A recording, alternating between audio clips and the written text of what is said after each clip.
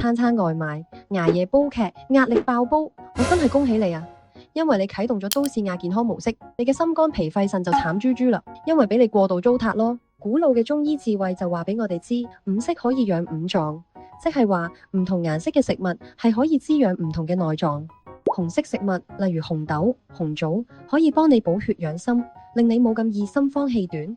綠色食物例如綠豆、菠菜係你嘅肝臟排毒小隊，肝氣順咗，人都精神啲。黃色食物例如黃豆、南瓜，脾胃就最拜，健脾開胃，改善消化。白色食物例如薏米、山藥就好似空氣淨化機咁，幫助潤肺化痰，令你呼吸更順暢。黑色食物例如黑米、黑芝麻可以補腎益精，增強你嘅原動力。覺得要集齊五色好複雜，現代養生有捷徑啦！樂活有方推薦素時刻五穀膳食粉，跟足千年古法，將199種天然食材科學配搭出紅黃綠白黑五色營養，每日一包，輕鬆幫你由內而外調理滋養五臟。樂活有方仲提供免費試食㗎，立即聯絡我哋了解更多啦！